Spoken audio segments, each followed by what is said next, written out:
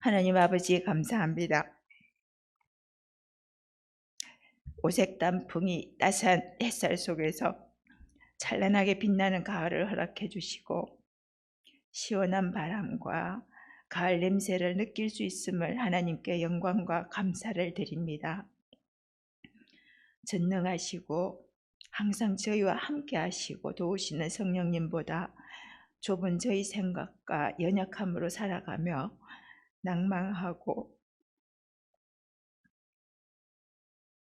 불평 원망하는 생각과 언행을 용서하여 주시옵소서. 저희 삶의 어려움 속에서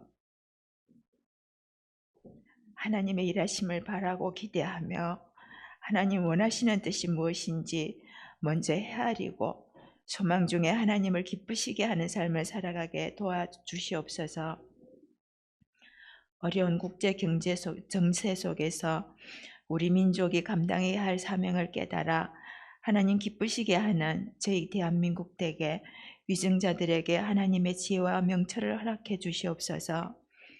북한의 지하 교회들의 하나님 함께 하심으로 형통케 하시옵고 하루속히 통일되게 도와주시옵소서. 의정부에 저희 의정부 시민교회를 세우시고 이 지역을 섬기게 하심을 감사합니다.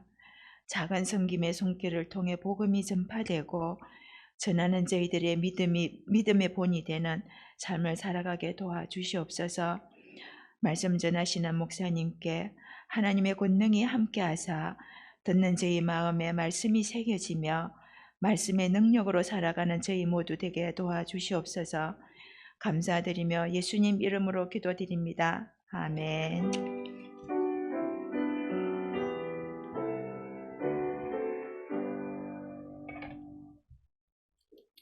하나님께서 오늘 우리에게 주시는 말씀은 출애굽기 22장 16절에서 31절입니다. 구약 성경 115쪽입니다. 출애굽기 22장 16절에서 31절을 교독하겠습니다.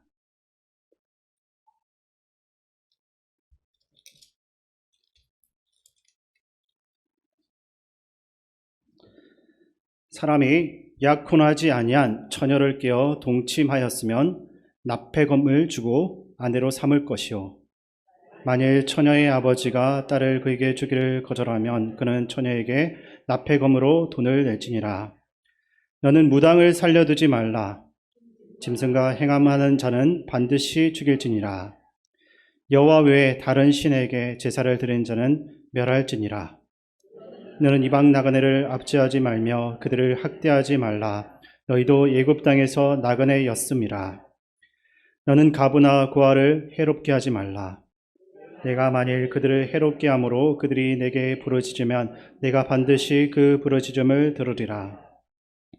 나의 노가 맹렬함으로 내가 칼로 너희를 죽이리니 너희 아내는 가부가 되고 너희 자녀는 고아가 되리라. 내가 만일 너와 함께한 내 백성 중에서 가난한 자에게 돈을 부어주면 너는 그에게 채권자 같이 하지 말며 이자를 받지 말 것이며, 내가 만일 이웃의 옷을 전당 잤거든 해가 지기 전에 그에게 돌려보내라. 그것이 유일한 옷이라. 그것이 그의 알몸을 가릴 옷인즉 그가 무엇을 입고 자겠느냐. 그가 내게 부르짖으면 내가 들으리니 나는 자비로운 자임이니라. 너는 재판장을 모독하지 말며 백성의 지도자를 저주하지 말지니라. 너는 내가 추수한 것과 내가 짜낸 즙을 바치기를 더디하지 말지며 내 처음 난 아들들을 내게 줄지며 내 소와 양도 그와 같이 하되 이랫동안 어미와 함께 있게 하다가 8해 만에 내게 줄지니라. 너희는 내게 거룩한 사람이 될지니 들에서 짐승에게 찢긴 동물의 고기를 먹지 말고 그것을 개에게 던질지니라. 아멘. 이 시간 우리 서로 보면서 인사 나누겠습니다. 반갑습니다. 잘 오셨습니다. 또 교회 표로 인사 나누겠습니다. 우리는 함께 웃고 함께 우는 성령 공동체입니다.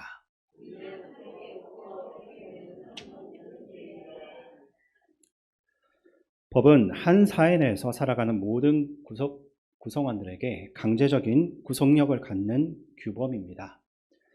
한 사회를 구성하는 모든 사람들은 법의 적용을 받고 좋든지 싫든지 간에 법의 영향을 받게 됩니다. 그런데 사회에서 법을 정해 놓지만 모두가 만장일치로 기뻐하거나 즐거워하지는 않습니다. 왜냐하면 법에 따라서 피해를 입는 사람들과 도움을 받는 사람들이 반드시 생기기 때문이기도 하지만 그 법을 만든 취지를 오해하거나 잘못 이해하면서 생겨나는 문제들이 있기 때문입니다. 그러므로 법을 이해할 때는 그 법이 만들어진 배경과 그 의도를 함께 고려를 해야 합니다. 그렇게 할 때 이 법이 왜 이렇게 만들어졌는지를 명확하게 알고서 따라갈 수가 있기 때문입니다. 하나님께서 시내산에서 이스라엘 백성들에게 율법을 주셨는데 이 율법은 하나님의 자녀와 백성으로서 마땅히 지켜야 할 규범이었습니다.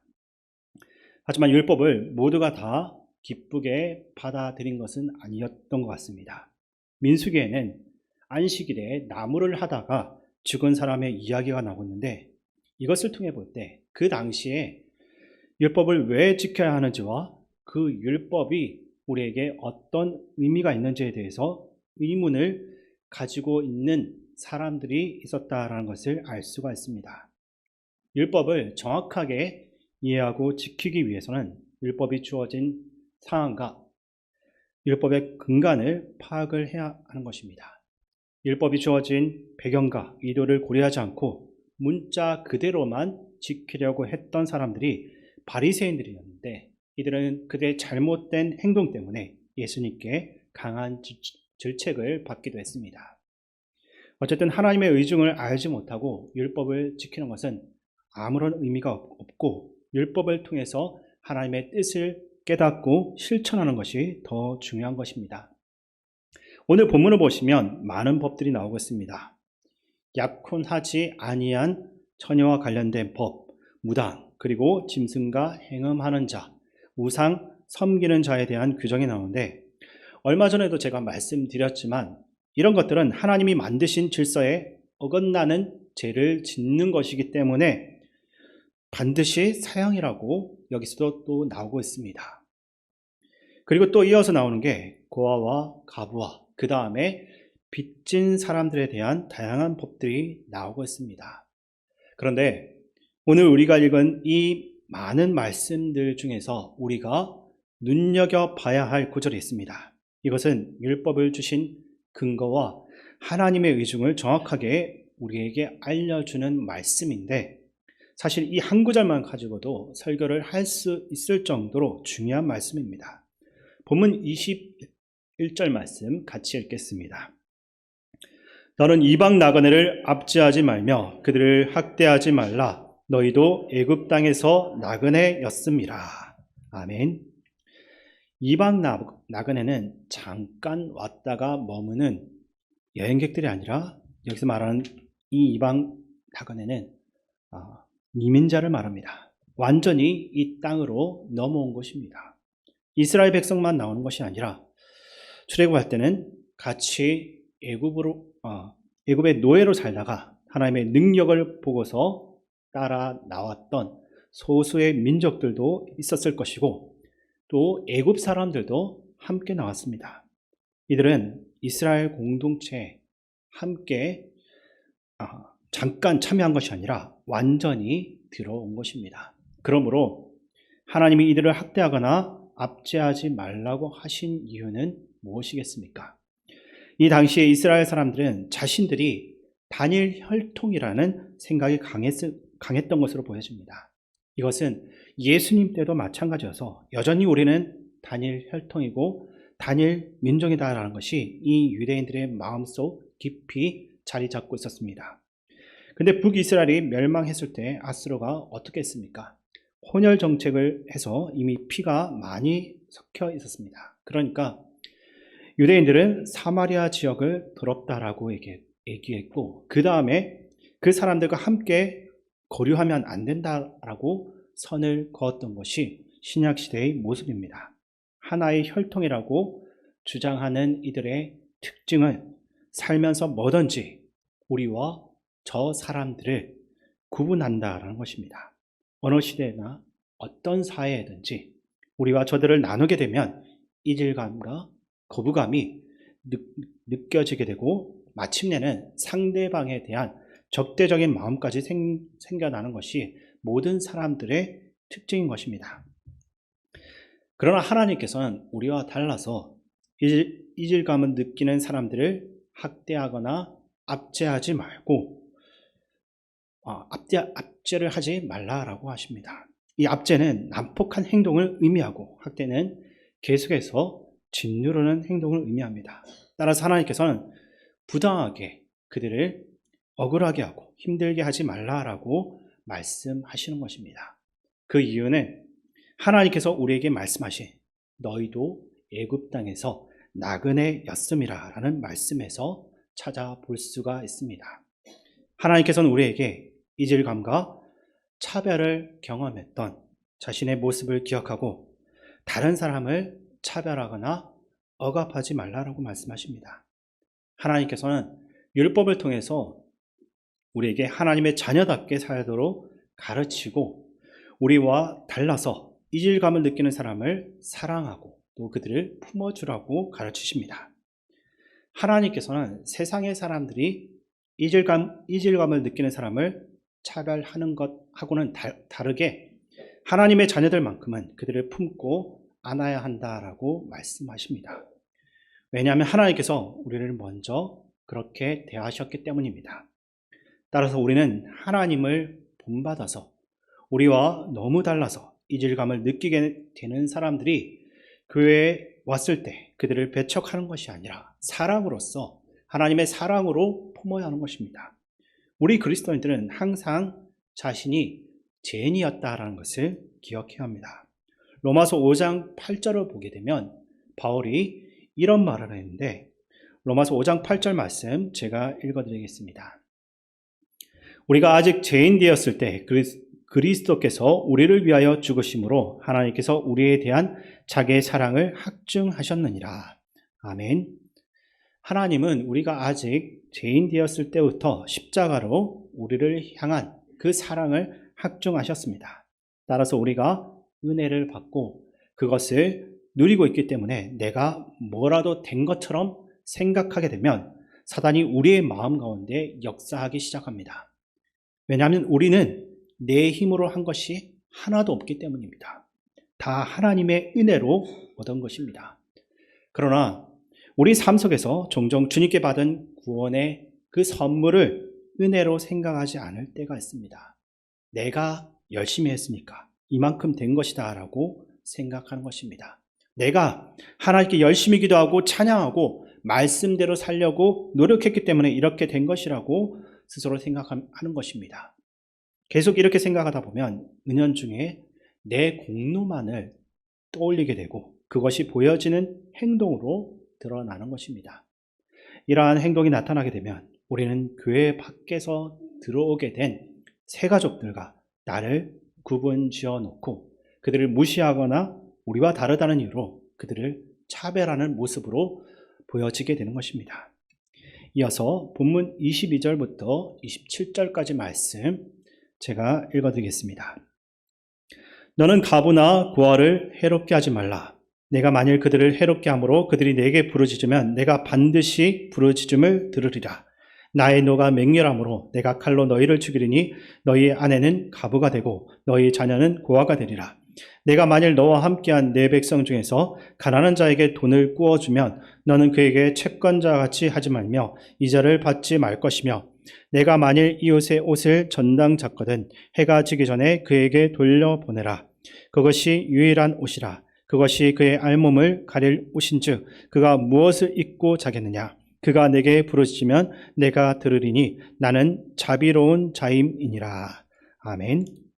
하나님께서 주시는 이 말씀은 흔히 말하는 소외된 사람들, 사회적 약자들에 대한 이야기입니다. 왜 이 말씀을 주시고 있습니까? 이 소외된 사람들, 사회적인 약자들을 보살피는 것이 우리가 하나님 나라를 이 땅 위에서 회복할 수 있는 방법 중에 하나이기 때문입니다. 이사야서 1장 16절과 17절 말씀 제가 읽어드리겠습니다. 너희는 스스로 씻으며 스스로 깨끗하게 하여 내 목전에서 너희 악한 행실을 버리며 행악을 거치고 선행을 배우며 정의를 구하며 학대받는 자를 도와주며 고아를 위하여 신원하며 가부를 위하여 변호하라 하셨느니라. 아멘. 이것이 무슨 말씀이냐면 하나님께서 형식적인 종교 생활 가운데 살아가고 있는 이들에게 너희들이 뭐가 잘못됐는지 너희들은 정말 알고 있니? 너희들이 회복될 수 있는 방법이 있는데 이대로만 한다면 너희의 죄가 주홍 같을지라도 눈과 같이 휘어지고 진홍같이 붉을지라도 양틀같이 희게 되리라라고 하면서 하신 말씀인 것입니다. 즉 스스로 깨끗해지려면 정의를 추구하고 앞지 않은 사람들을 바른 길로 인도하며 고아를 위해서 변호하고 가부를 위해서 싸워주라는 것입니다.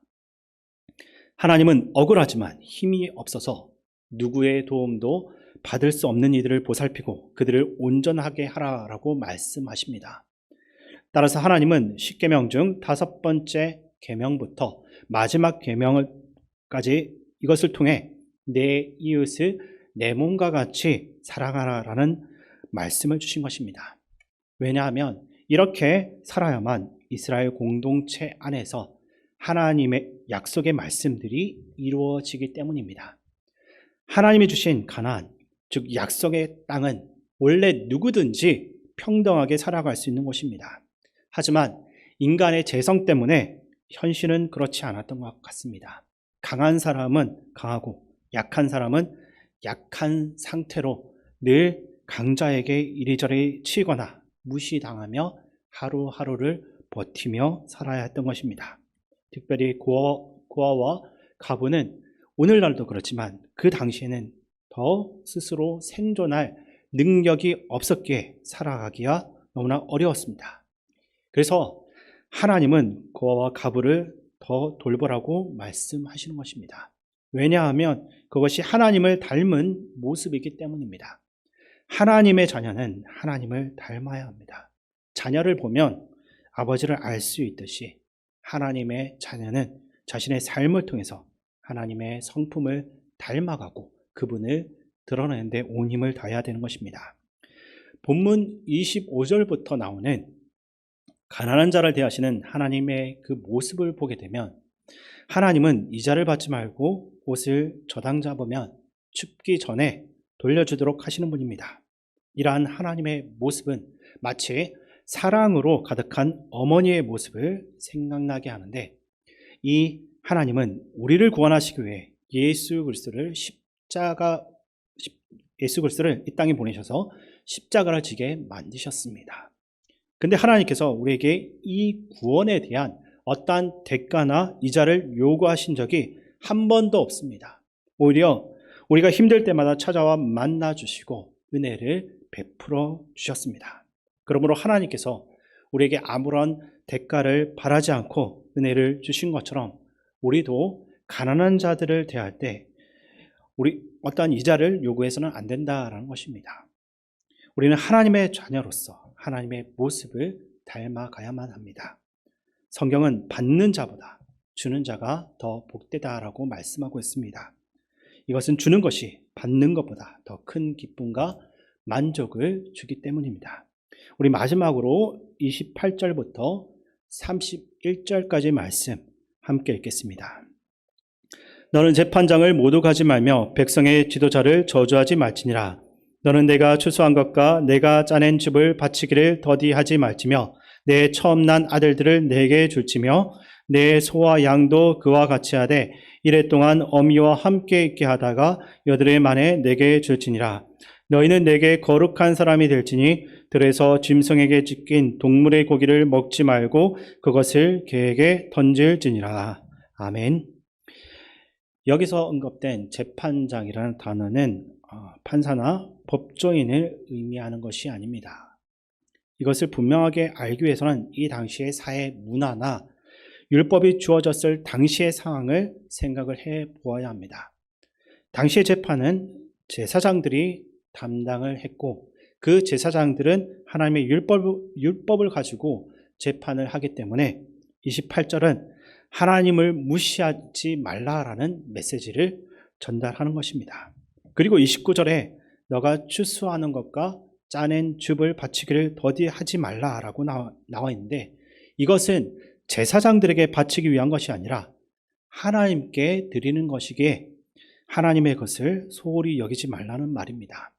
또한 29절 후반부부터 보시게 되면 처음 난 너의 아들을 하나님께 바쳐야 한다는 말씀도 있습니다. 이것은 출애굽을 기념하고 모든 처음 난 것들이 죽은 것을 기념하기 위한 것입니다. 그래서 짐승들은 직접 바치고 사람은 일정한 속전을 바쳐서 하나님께 드렸습니다. 결론적으로 이 모든 것들은 하나님 말씀을 존중하고 하나님의 것을 소홀히 하지 말라는 메시지를 전달하는 것입니다. 왜 우리가 하나님의 것을 소홀히 하면 안 되는 것입니까? 그것은 우리가 하나님의 자녀이기 때문입니다. 하나님의 자녀라서 하나님을 우리가 중요하게 생각하고 하나님의 것까지 소중히 여겨야 하는 것입니다. 오늘 하나님께서 우리에게 소홀히 여기지 말라라고 말씀하시는 이유는 우리가 그분의 자녀라는 것을 잊지 마시기 바랍니다. 하나님께서는 우리의 정체성을 다시 한 번 더 확인시켜 주셨습니다. 이 본문들은 우리가 하나님의 자녀라는 것을 강조합니다. 우리가 누구인지를 분명하게 알아야만 이 율법의 말씀들을 지킬 수가 있고, 우리가 어떤 신분인지를 분명히 알 때 이 율법을 이루는 근간을 분명하게 이해할 수가 있는 것입니다. 하나님께서 주신 이 수많은 율법을 지킬 수 있는 근거는 내 의지나 힘이 아니라 나는 하나님의 자녀다라는 것으로부터 시작되는 것입니다. 하나님이 내 하나님이 아니고 그저 누군가의 하나님이고 내가 그분의 자녀가 아니라면 이 율법의 말씀들은 아무 쓸모가 없는 것입니다. 그렇다면 우리는 어떻게 하나님의 자녀가 될 수 있습니까? 요한복음에서는 영접하는 자, 곧 그 이름을 믿는 자들에게는 하나님의 자녀가 되는 권세를 주셨다라고 말씀합니다. 우리에게 중요한 것은 이 율법들도 중요하지만 먼저는 하나님을 믿는 믿음입니다. 믿음 없이는 이 율법의 말씀은 아무런 소용이 없기 때문입니다. 이번 한 주간 우리가 이 율법의 말씀들을 바라보며 내가 어떻게 지킬 수 있는지 고민해보는 시간을 가져보면 좋겠습니다. 그리고 우리가 하나님의 자녀라는 것을 다시 한 번 더 마음에 새기면서 하나님 말씀을 온전히 따라갈 수 있는 그러한 삶이 될 수 있기를 주님의 이름으로 축원드립니다. 우리 이 시간 말씀을 가지고 기도할 때 하나님의 자녀로서의 정체성을 깨닫고 이웃을 향한 사랑과 포용의 마음을 가질 수 있도록 기도하시고, 우리의 삶이 은혜로 받은 구원의 선물이라는 것을 다시 한 번 더 기억하고 그 받은 은혜를 기억하며 다른 이웃들에게 하나님의 사랑을 전하는 그러한 삶이 될 수 있도록 함께 주의 이름을 외친 후 기도하며 나아가겠습니다. 주여! 하나님 아버지, 오늘 하나님의 자녀 되는 정체성에 대해서 함께 나누게 하심을 감사드립니다. 이 많은 하나님의 말씀을 지키며 살아낼 수 있는 것은 내가 누구인지를 알 때 행할 수 있음을 깨닫게 하여 주시옵소서. 하나님, 우리가 정말 주님의 자녀로 살면서 우리 안에 있는 죄와 이기심으로 살아가지 않기도 하시고, 오히려 죄로 가득한 이 세상, 어지러운 이 세상의 질서를 바로잡고 주님께서 우리에게 알려주신 그 사랑의 모습을 완전하게 전할 수 있는 삶이 되게 하여 주시옵소서. 먼저는 우리가 하나님의 자녀 된 것을 잊지 않게 도와주시고, 아직도 하나님의 자녀가 되지 못하여서 방황하는 영혼들이 우리 주변에 있다면 영접하는 자, 곧 그 이름을 믿는 자들에게는 하나님의 자녀가 되는 권세를 주셨다라는 이 능력의 말씀을 전하며 나아가는 저희들의 삶이 되게 하여 주시옵소서. 또한 아버지 하나님, 이 땅에 살고 있는 많은 사람들 중에 고통받고 있는 이들이 너무 많습니다. 경제적인 어려움으로 힘든 시간을 보내고 있는 사람들 우리 주변에 있습니다. 홀로 아이를 키우는 한부모 가정들 주님께서 지켜주시옵소서. 경제적으로 어려운 가운데 있지만 헤쳐나갈 방법도 보이지 않고 막막하기만 합니다. 주님만이 그들의 소망이 되시고 도움이기에 이 시간 그들의 모든 재정적인 어려움을 주님 앞에 맡겨드립니다. 또한 우리도 그들을 향한 따뜻한 마음을 가지고 주께서 우리에게 주신 것으로 도울 수 있게 도와주시옵소서. 그들의 아픔을 나의 아픔으로 여기고 그들을 보살피는데 우리의 힘을 다할 수 있게 도와주시옵소서. 그들을 혼자가 아니라는 것을 우리가 알려줄 수 있도록 우리의 사랑을 가지고 그들에게 찾아갈 수 있게 도와주시옵소서. 이 시간 이방 나그네와 같이 우리를 찾아오는 새 가족들을 위해서 기도하기 원합니다. 우리 안에 그들을 막는 완고한 벽이 있다면 그것이 우리 마음 가운데서 무너질 수 있도록 기도하시고, 죄인이었던 우리를 주님께서 먼저 받아주신 것처럼 우리도 그들을 주님의 사랑으로 품고 새 가족들과 온전한 하나됨을 이룰 수 있도록 우리 함께 주의 이름 크게 외치며 기도하며 나가겠습니다. 주여! 아버지 하나님, 우리 시민교회가 모든 새 가족들에게 따뜻하게 열려있는 교회가 되게 하여 주시옵소서. 언제나 나그네를 한대하고 맞이하는 포근한 터전이 되길 원합니다. 나와 다르다는 이유로 그들을 쉽게 판단하지 않게 하여 주시고, 내 작고 연약한 모습도 주님께서 품고 사랑해 주신 것처럼 이방 나그네와 같이 우리 교회에 찾아와 정착하려는 새 가족들을 잘 품게 하여 주시옵소서. 특별히 우리가 새 가족들을 잘 이해하고 우리의 말과 행동이 찾아온 새 가족에게 상처가 되지 않게 하여 주시옵소서. 또한 우리 교회를 찾아와 처음으로 믿음 생활을 시작하는 새 가족도 있다면 이곳에서 말씀을 깨닫고 하나님의 사랑을 발견하게 도와주시옵소서. 또한 다른 곳에서 이미 신앙을 갖고 있다가 우리를 찾아온 이들에게는 그들이 가지고 있는 삶의 상처도 있다면 치유함을 받고 예배의 감격이 회복되며 주를 위한 헌신의 기쁨이 커지는 은혜를 내려주시옵소서. 교회 안에서 함께 신앙생활하며 도울 수 있는 좋은 믿음의 동역자들을 새 가족들에게 붙여주시고, 그러한 교제를 통하여서 믿음이 더욱더 성장하여서 세상을 향해서 담대하게 나아갈 수 있는 그러한 새 가족들이 될 수 있도록 도와주시옵소서. 그러한 일들을 위해서 우리가 발벗고 나설 수 있게 우리가 먼저 나설 수 있게 도와주시옵소서. 아버지 하나님, 우리의 기준으로 함부로 판단하는 것이 아니라 그들을 우리가 먼저 이해하고 먼저 다가갈 수 있도록 도와주시옵소서. 주님, 이 시간 우리나라와 민족을 위해서 기도하기 원합니다. 전 세계적인 전쟁의 위협과 또 우리나라의 정치 경제 문제가 잘 극복될 수 있도록 기도하시고, 이 나라의 지도자들을 위해서 기도해 주시고, 우크라이나 전쟁과 이스라엘 팔레스타인 전쟁이 평화적으로 끝나도록 기도하시고, 또 세계 곳곳에서 자연재해로 고통받고 있는 이들을 위해서 함께 주의 이름 크게 외치며 기도하겠습니다. 주여!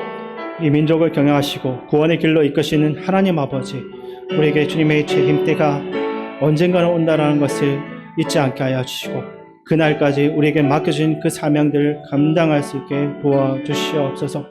특별히 아버지 하나님, 이 나라 가운데 많은 혼란이 있습니다. 정치적인 어려움도 있고 여야가 함께하지 못하고 서로 다투고 서로 어떻게든 비판만 하고 있습니다. 아버지 하나님, 함께 협치하지 못하는 정치인들이 하나됨을 이룰 수 있도록 도와주시고, 그러한 일들을 위해서 정치인들이 먼저 나설 수 있도록 도와주시옵소서. 또한 아버지 하나님, 이 땅에 아직도 전쟁이 그치지 않고 있습니다. 아버지 하나님, 우크라이나 전쟁이 아직도 끝나지 않은 상황에서 또한 이스라엘과 팔레스타인 간의 전쟁이 벌어졌습니다. 아버지 하나님, 이스라엘과 팔레스타인 양쪽에 이 전쟁을 이끌어가고 극단적인 전쟁을 통해서 생명을 죽이고자 하는 그 모든 사람들의 마음을 돌이켜 주시옵소서. 그들이 악한 마음으로 이러한 전쟁들을 일으키고 있사오는데 하루빨리 이 전쟁을 멈춰주시고, 아버지 하나님, 다시 한 번 더 그 땅 가운데 평화가 이루어질 수 있도록 도와주시옵소서. 아버지 하나님, 이 전쟁으로 인해서 너무나도 많은 연약한 이들이 죽어가고 있습니다. 어린 아이들과 또 노인들이 그곳에서 죽어가고 있습니다. 아버지 하나님, 매일 그 아이들의 울부짖음과 그들의 죽음으로 인해서 수많은 사람들이 고통받고 있습니다. 아버지 하나님, 이 전쟁을 이끌어가고 있는 그 모든 지도자들이 하루빨리 그 마음을 돌이켜서 전쟁을 멈출 수 있게 도와주시옵소서. 또한 우크라이나와 러시아 간의 전쟁도 하루빨리 멈추게도 하시고 그 전쟁 이후에도 두 민족 간의 깊은 미움이 자리 잡지 않도록 도와주시고 서로가 하나님의 사랑으로 하나됨을 이루어갈 수 있도록 주님 은혜 내려 주시옵소서. 이 시간에 다음 세대와 또 수능을 준비하는 강민서, 조명환을 위해서 기도해 주시고 군복무적인 청년들, 우리 교회 어르신들을 위해 기도하시기 바랍니다. 그리고 김재민 원로 목사님, 강덕규 장로님과 강명규, 임경순 집사님, 또 서정인 집사님 남편 다니구치 마사혁기 씨 암치유와 회복을 위해서 기도하시고, 또 문고민 집사님 건강 회복과 김진영 집사님, 또 대장포진으로 고통받고 있는 노국분 권사님 회복 위해서도 기도해 주시기 바랍니다. 그리고 세계 각지에서 헌신하는 선교사님들과 담임 목사님 위해서 주의 이름 크게 외치는 기도하겠습니다. 주여, 아버지 하나님, 우리 교회 다음 세대들을 축복하여 주시옵소서. 그들 모두가 일평생 하나님만을 뜨겁게 사랑하고 하나님께서 기뻐하시는 삶을 살며 하나님께 영광 돌리는 존귀한 아들, 딸들이 되는 복을 내려 주시옵소서. 하나님께서는 살아계시며 하나님께서는 나를 사랑하신다는 그 분명한 믿음을 가지고 살게 하여 주시고, 능력의 하나님께서 나를 도우신다는 믿음으로 자신감과 또 소망을 가지고 살아가게 하여 주시옵소서. 시험을 준비하는 고3 학생들, 아버지 하나님, 이들 가운데 하나님 함께 하여 주시옵소서. 인생의 어려운 시험들 가운데 하나를 만났지만 그 시험들 앞에서 무너지고 좌절하지 않도록 그 마음을 하나님께서 지켜보아여 주시옵소서. 또한 시험에 임하는 그 순간순간마다 최선을 다할 수 있게 도와주시고 유행을 바라지는 않게 도와주시옵소서. 또한 아버지 하나님, 우리 교회 가운데 어려움 겪고 있는 이들이 너무나도 많습니다. 특별히 아버지 하나님, 육체적인 아픔 가운데 고통받고 있는 이들 하나님께서 지켜보아 주시셔서 아버지 하나님, 그 모든 몸의 아픔들을 하나님께서 깨끗하게 치유하여 주시고 다시 한 번 더 건강한 몸으로 돌아올 수 있도록 도와주시옵소서. 그 육체의 상처들을 치유하여 주시옵소서. 또한 아버지 하나님, 전 세계 곳곳에서 하나님 말씀을 전하기 위해서 헌신하고 있는 선교사님들, 아버지 하나님, 그들의 모든 여건들을 조정하시고 채워주시옵소서. 또한 아버지 하나님, 주의 복음을 전하는 다른 이유로 감옥에 갇히고 사로잡혀 고통받고 있는 선교사님들이 너무나 많습니다. 하루빨리 그들이 자유하게 도와주시옵고 그들을 도울 수 있는 많은 손길들을 붙여주시옵소서. 홀로 외롭게 견뎌내고 있는 그들의 밤을 하나님께서 지켜보아 주시옵고 그 순간순간마다 하나님을 향한 감사의 찬양으로 가장 어려운 그 순간들을 이겨낼 수 있도록 도와주시옵소서. 또한 담임 목사님 가운데도 함께하여 주시어서 하나님의 지혜와 능력으로 맡겨주신 일들을 해나갈 수 있게 도와주시고 다윗과 같은 리더십으로 맡은 사역을 이끌어 나갈 수 있게 주님 도와주시옵소서. 주님의 은혜를 더하여 주시옵소서. 우리 마지막으로 각자의 기도 제목을 가지고 함께 주의 이름 외치는 한 번만 더 기도하겠습니다. 주여, 우리의 모든 무거운 짐을 대신 덜어주신 하나님 아버지, 주님 안에 참된 쉼과 안식과 평안이 있습니다. 예수님만이 우리의 참된 안식처가 되심을 믿습니다. 이 시간 온유하고 겸손하신 예수님께 우리의 모든 무거운 짐을 내어 맡길 수 있게 원합니다.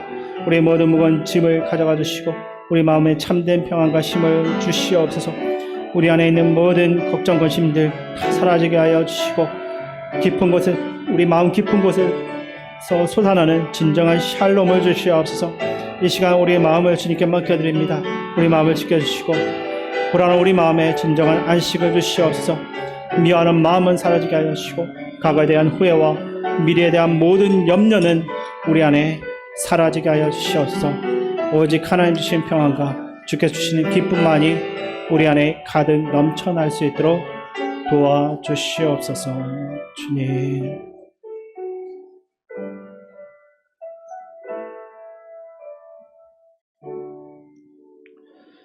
아버지 하나님, 오래전 하나님께서는 가나안 팔레스타인 땅을 이스라엘에게 주신 목적이 있습니다.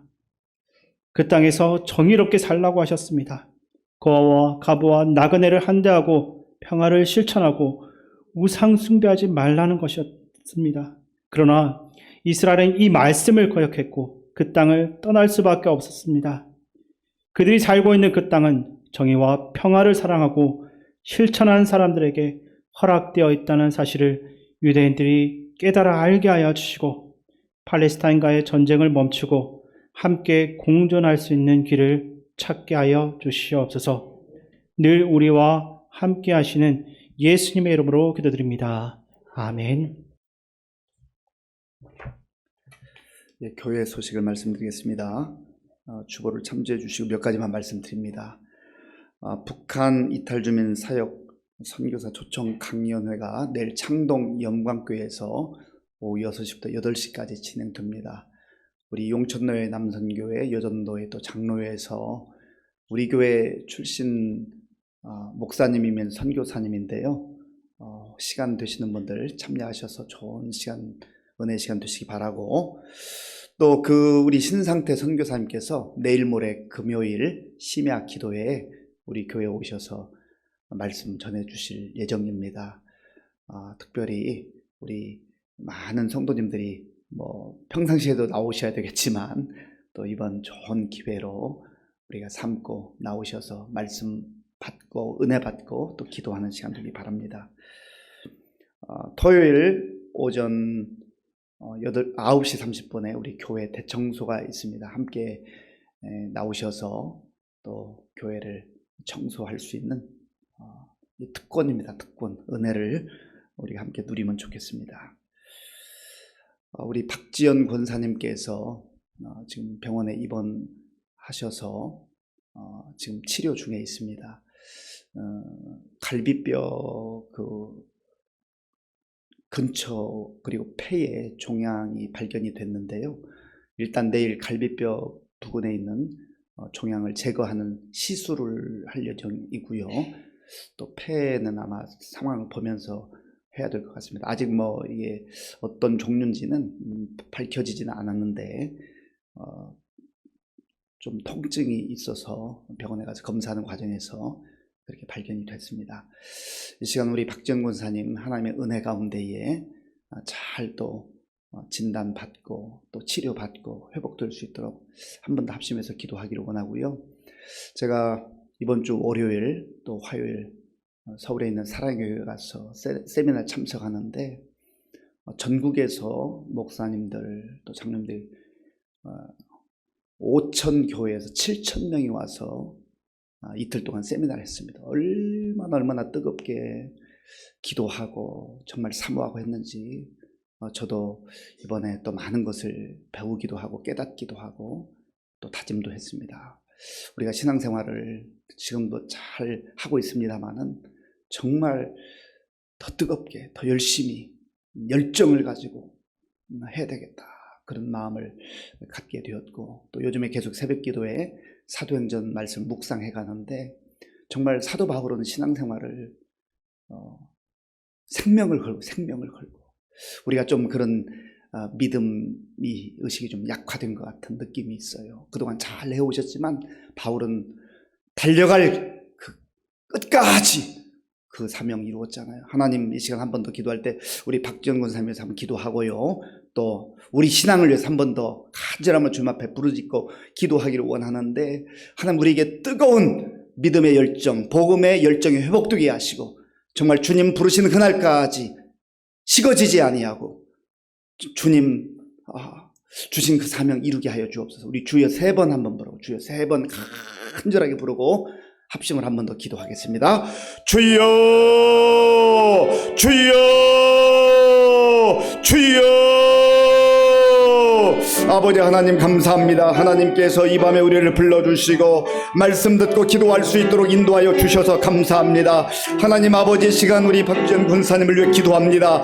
주여 사랑하는 여종을 긍휼히 여겨 주시옵소서. 하나님 아버지여 통증을 느끼고 아버지 하나님의 또한 입원해서 하나님 지금 종기 아버지여 제거하는 시술을 기다리고 있습니다. 주여 은혜를 베풀어 주시옵소서. 우리 권사님 붙잡아 주옵소서. 그 마음에 평강을 주시고 임마누엘의 믿음으로 담대하게 아버지여 잘 견딜 수 있도록 주님 도와주시옵소서. 아버지가 내일 갈비뼈 부근에 있는 아버지 하나님 종기를 아버지 또 제거하는 시술을 한다고 하니 하나님 함께 하시고 도와주옵소서. 하나님 또한 폐 종기가 있다고 합니다. 하나님 함께 하시고 도와주시옵소서. 주님께서 붙잡아 주시어서 아버지 하나님의 이 모든 치유 과정 가운데 성령 하나님이 친히 주장하여 주시고 인도하여 주시기 원합니다. 하나님 우리 모든 성들이 합심하여 기도할 때 하나님의 역사가 나타나게 하여 주옵소서. 하나님 우리 교회를 사랑하신 주님이시여 간절히 원하옵기는 우리 모든 성도들이 정말 힘들고 어려울 때 아버지 적당하게 믿음 생활하지 않게 하시고